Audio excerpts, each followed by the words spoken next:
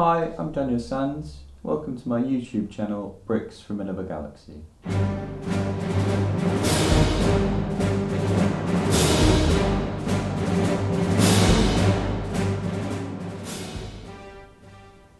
So in today's video I'm going to be explaining what forced perspective is and how it might apply to our toy photography. So at a very simple level, forced perspective is taking a photograph of something but making it look bigger than it actually is, or smaller than it actually is, or closer than it actually is, or further away than it actually is. We're already employing a lot of these techniques, potentially without realising it, but we're going to explore 3 methods of how we can go about changing the perspective in our image. The 3 things are quite simply the angle that we take a photograph at, the focal length that we take a photograph at, and the depth of field, which is a somewhat more advanced technique, but the first 2 you should be able to apply with any camera or phone or anything that you're using. The first thing we're going to look at is the angle at which we take our photograph. The angle is incredibly important. Now when we look at a scene like this in front of us, we're generally looking down at it. And as I explained in my first video, actually what you want to try and do is put yourself in the scene as if the character was almost holding your phone, taking the photograph. And the easiest way to do that is just bring your image down to eye level with your character. So to put that into practice, we've got one of the older Lego TIE fighters here, which is a fantastic set. Very cheap to pick up on eBay as well. I think it's about £40–50, so highly recommended this set. But we're going to take a picture up here, and it looks a lot like a toy. But we're going to come down, get it eye level with our character, and straight away that makes a big difference. So that's the first thing of our 3, is the angle at which we take a photograph. So moving on to the second point now, we're going to explore how the focal length that we shoot at affects the image. Focal length is quite simply how zoomed in or zoomed out you are. There's a thing in photography known as compression, not in relation to file formats, but in relation to the distance away that you are perspective wise. So to put that into a real world example, if there's 2 houses next to each other, say they're 5 meters apart, if you look at them 2 houses from half a mile away, they will look quite close together. If we then walk up to them houses, actually the closer we get to it, the further apart them houses will actually look. So the distance between the houses hasn't changed, it's just as we're moving closer to them, the gap between them looks bigger compared to our frame. So the further away we are in taking a photograph, the closer together objects will appear. Now applying that to our Lego scene here, if this were in the real world, the distance between our figure here and the TIE fighter is probably 20 or so meters. As it is on this table, it's maybe 10 centimeters.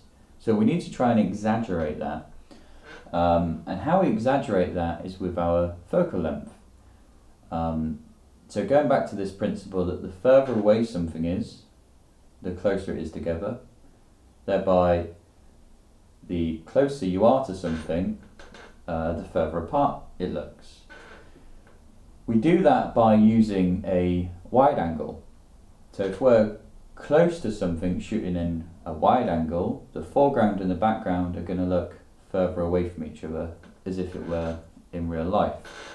I'm going to show you that with this set here. So going back to, I'm using an iPhone 12 for this example.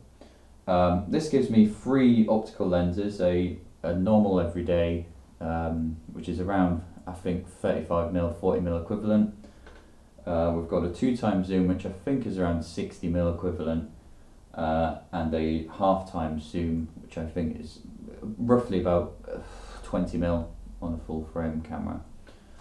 Them things might not mean anything to you, don't worry. If you've got an iPhone 12, that's great. Just try zooming in and out and you can get a similar effect. But here, so we're shooting here with 1x, we're down in our scene, and that's that. I'm going to flip over to 2x, which means I have to pull away from the image, and as we're pulling away, what you'll notice is that the distance here will look a lot shorter because we're pulling away.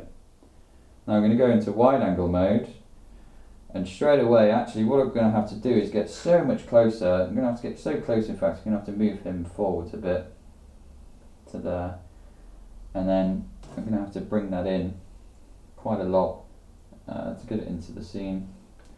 So this is at 0.5 on the iPhone, which again I think is around 20mm.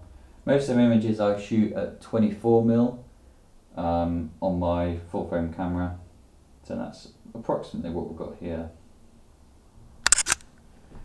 I'm going to bring that a bit closer actually and take a quick snap.